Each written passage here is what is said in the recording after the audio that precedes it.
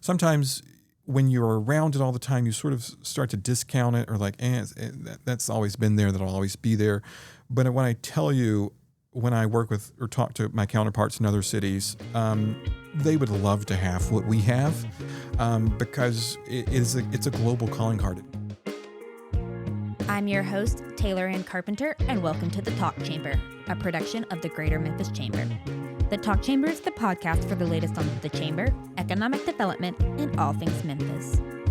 This week's episode is a little bit different from what we've done in the past. It's a two-part episode talking about the 100 Days of Blues and B.B. King, so tune in tomorrow to hear about B.B. King. But for now, this episode features Kevin Kern with Memphis Tourism talking all about the 100 Days of Blues. Kevin, welcome to the Talk Chamber. Glad to be here, and as we are in the midst of the 100 Days of Blues celebration of B.B. King's 100th birthday in just a couple weeks. So then let's get started. Can you start by telling us what is the 100 Days of Blues initiative and how did it come to life? Well, 100 Days of Blues is a unique way to not only celebrate B.B. King's 100th birthday, but also celebrate the blues legacy that is all of Memphis and our musical lore that draws people here from all around the world. It is our music that is the primary travel motivator to this destination. We attract over 13 million visitors annually. And while there are a lot of things that Memphis is known for, it's our music, whether it's blues, soul, rock and roll, etc. It is that music that is the primary travel motivator that encourages someone to spend money on a plane ticket or fill up the car with gas, book a hotel room, arrive at the destination, go to the attractions, go to Beale Street, eat on the street and soak in some music there, explore our neighborhoods, go all over town, whether it's Stax, Sun, the Civil Rights Museum, the Blues Hall of Fame, you name it, it's that music that is the motivator. So we wanted to initiate a campaign that really paid tribute to that first genre of music that really put Memphis on the map with W.C. Handy. And then B.B. King came to Memphis from Itabena in Mississippi and, put Beale Street on the map in a sense. And today we have B.B. King's Blues Club, at the top of Beale, that is such a beacon for tourists from all over the world who come here. When you see that sign, it is a calling card, and most everyone steps inside that blues club if there's capacity. And BB is just that international recognizable name, along with Elvis from our greats of past. And turning 100, it's a significant milestone. His legacy, he's not turning 100, but his legacy is, and that certainly deserves a celebration here in Memphis and on Beale Street. So we're excited to celebrate BB and the blues. So 100 days, it's not enough. We celebrate the blues 365 days a year here.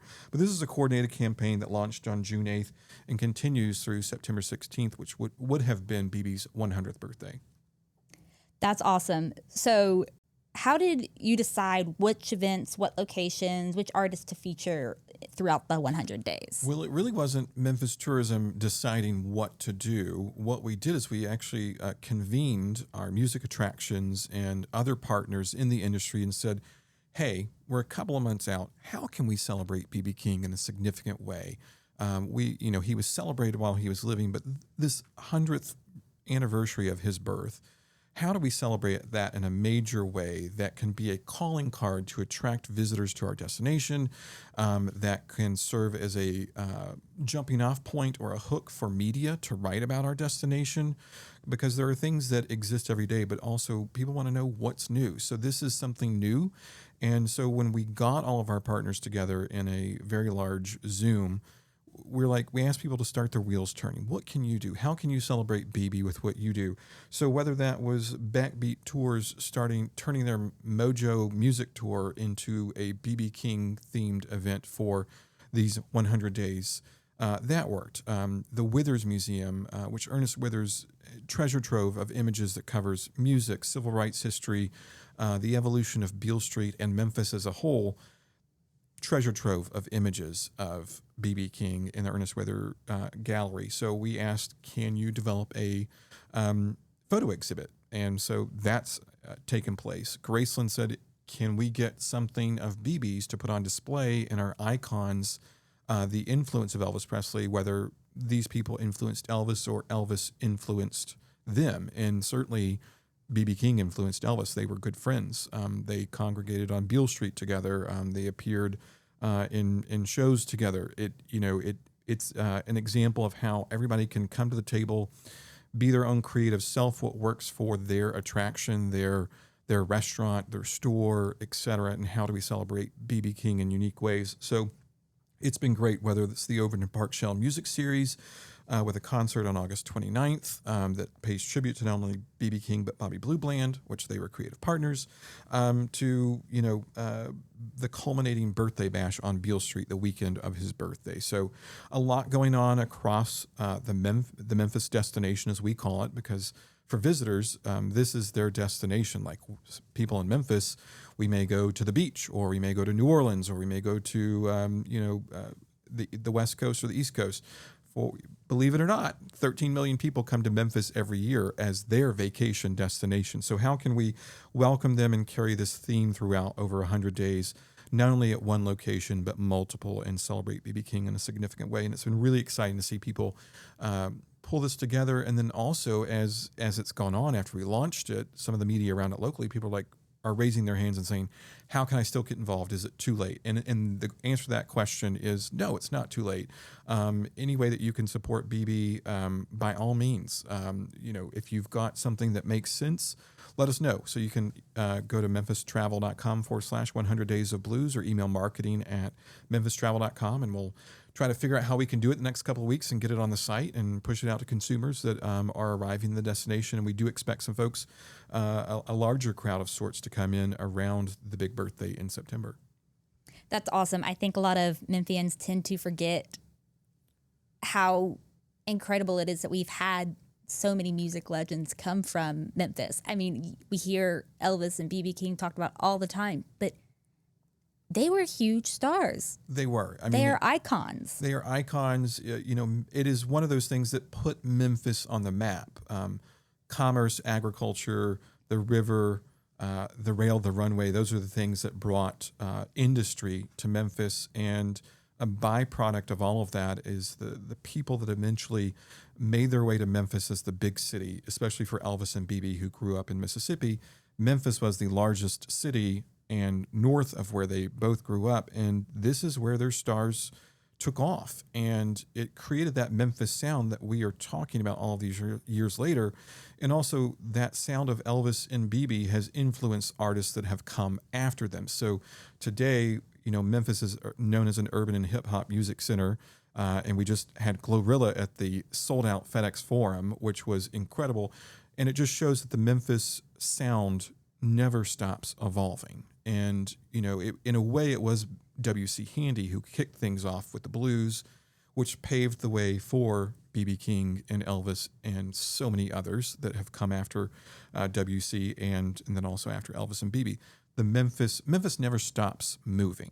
We're always on the move. We're always innovating. And we've seen that not only in music, but also in industry. I mean, it is here that the logistics hub of FedEx took off, St. Jude and its research, and then look at, the Piggly Wiggly, the self-service grocery store that was innovated right here in Memphis. We are an innovation center then, today, and tomorrow. And that's really exciting to see this music of someone who would have turned 100 in September is influencing artists not only here today in Memphis, but also artists around the world.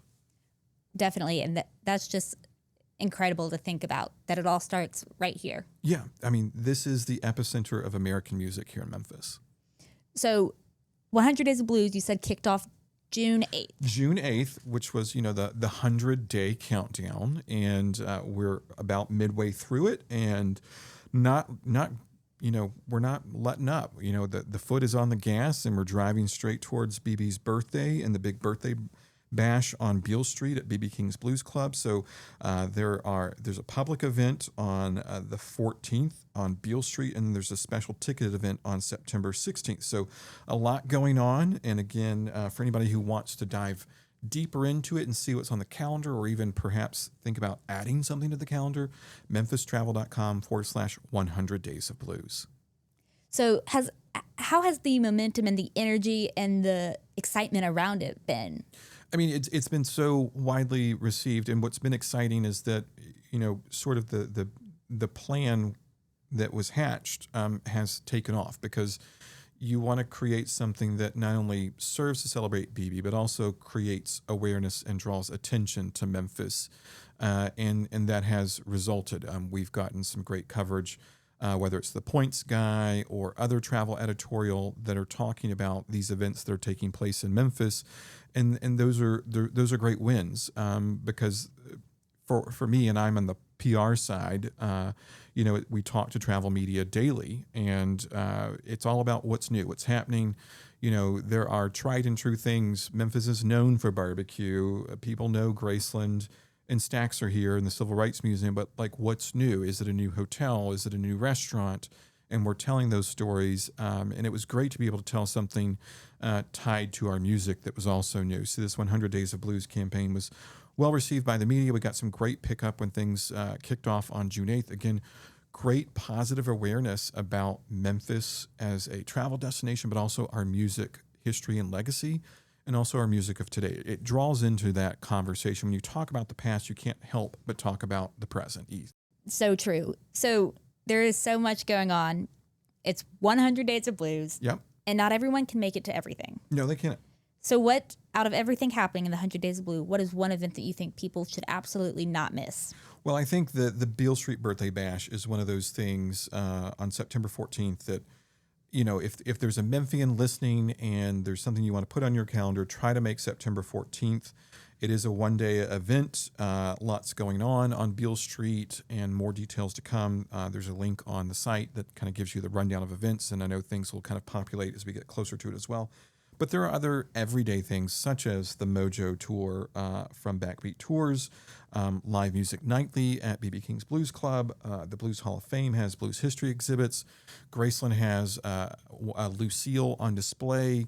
There are things that are happening every day, and there are also things that are happening on individual days. So there's a little bit of everything. And when you are talking about tourism, you want things that people can experience for an extended period of time. Sometimes promoting a single day something is a little bit difficult for travel media or others to sort of plan around. And for others, it's that one day to something that they absolutely cannot miss. And that plane ticket is going to be here a day or two in advance to avoid any potential travel delays. And so that is how our industry works, supply and demand. Something like this is already sticking in people's brains. It's already exciting. But what kind of impact do you hope the 100 Days of Blues will have on Memphis's cultural scene and on tourism? Well, I hope it serves as a reminder from where we came from and the legacy upon which the Memphis music scene is built today. It all kind of started with W.C. Handy on Beale Street and the Beale Street Blues, and it is that avenue that is the kind of the gateway to the Memphis music scene that takes so many different directions today. But it's so encouraging to know that what happened on Beale Street is having an impact in Soulsville and all over the city, because our music is one thing that never gets old. And I think sometimes when you're around it all the time, you sort of start to discount it or like, that's always been there, that'll always be there. But when I tell you, when I work with or talk to my counterparts in other cities, they would love to have what we have, because it's a global calling card, and an international language is music.